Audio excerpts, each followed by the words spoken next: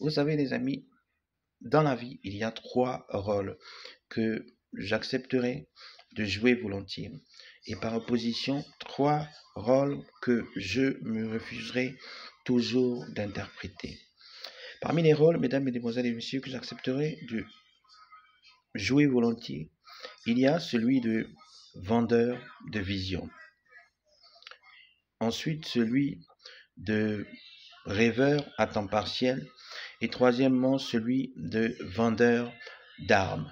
Je répète, parmi les trois rôles que j'accepterai de jouer volontiers, il y a celui de vendeur de vision, celui de rêveur à temps partiel et celui de vendeur d'armes. Ce que vous devez comprendre, mesdames, mesdemoiselles et messieurs, c'est que lorsqu'on parle de vendeur de vision ici, le rôle de vendeur de vision s'oppose à celui de vendeur d'illusion, qui est ce rôle que je me refuserai toujours d'endosser. Et à côté de cela, celui de vendeur d'armes s'oppose à celui de vendeur d'âme, qui est également ce rôle que je me refuserai toujours d'endosser. Et troisièmement, celui de rêveur à temps partiel s'oppose à celui de rêveur à temps plein, qui est également ce rôle que je me refuserai toujours d'endosser.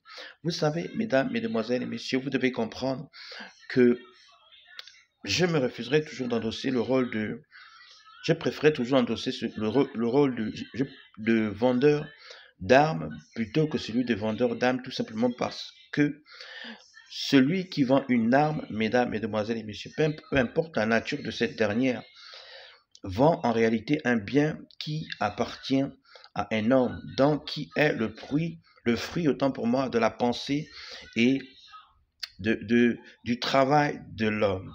Ce qui est tout à fait naturel, car tout ce qui vient de la main de l'homme peut éventuellement être considéré comme un bien marchand.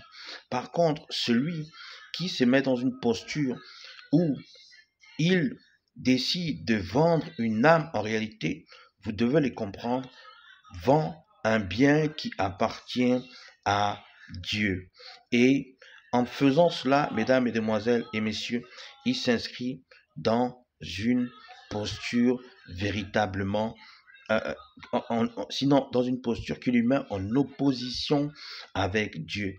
Et il n'y a rien de pire, croyez-moi, que d'être opposé à celui qui est à l'origine de la création, de l'univers, du ciel et de la terre, de tout ce qui existe, de l'homme et de la femme.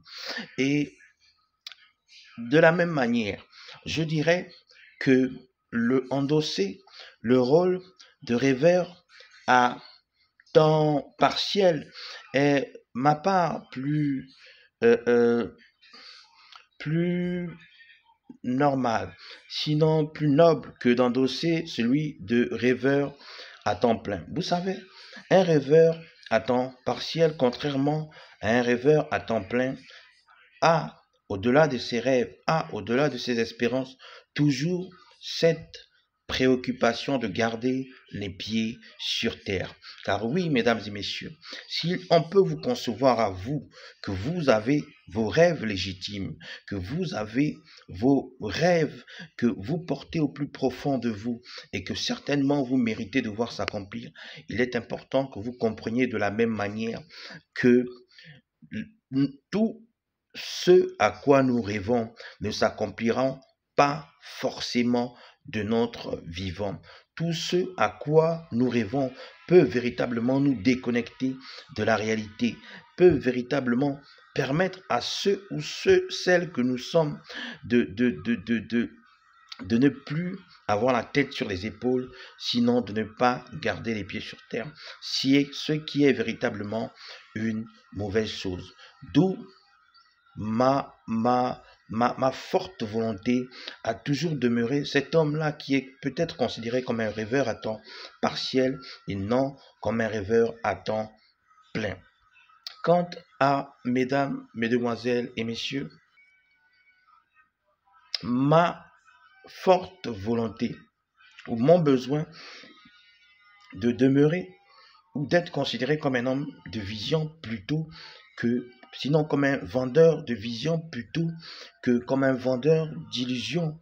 Elle est tout simplement motivée par le fait qu'un vendeur de vision vend en réalité une, quelque chose qui peut davantage être théoriquement probable, techniquement possible et potentiellement rentable. Autrement, un vendeur de vision, au-delà du rêve, vend véritablement un bien qui peut davantage s'accomplir dans le temps et dans l'espace, contrairement à un vendeur d'illusions qui ne vous vend pas la vérité, qui ne vous vendra jamais la vérité, mais vous vendra plutôt des mensonges, vous vendra plutôt des visions euh, euh, qui ne s'accompliront jamais, des visions qui ne sont ni en accord avec Dieu, ni en accord avec la parole de Dieu,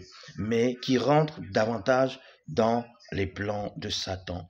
D'où mon interpellation à quelqu'un ce matin, à lui dire, frère, toi qui t'es peut-être un jour inscrit dans cette logique de vendre des illusions aux hommes et aux femmes de ce monde, que cela est en réalité une mauvaise chose. Tu n'es véritablement pas sur le droit chemin. D'où mon interpellation à quelqu'un ce matin, toi qui t'es longtemps entêté à marcher selon tes rêves, toi qui euh, t'es un moment de ta vie déconnecté de la réalité parce que tu rêvais tout le temps, tu étais coincé dans ce monde parallèle. Je t'invite à regagner les pieds sur terre et à garder la tête sur les épaules. Car si tu as des rêves légitimes, il faut que tu comprennes que nous vivons dans un monde qui est bien réel, qui a ses contraintes, qui a, n'est-ce pas, ses avantages, mais également ses inconvénients. D'où je crois véritablement que chacun de nous doit véritablement songer à être ce vendeur de vision plutôt que ce vendeur d'illusions, que chacun de nous doit véritablement songer à être un rêveur à temps partiel plutôt qu'un rêveur à temps plein, que chacun de nous gagnerait à être un vendeur d'armes plutôt qu'un vendeur d'âmes. Que ceux qui ont les oreilles entendent, mais surtout pensent un tant soit peu à méditer là-dessus. Sur ce, je vous dis tout simplement bye, à bientôt et que Dieu vous bénisse. À la prochaine.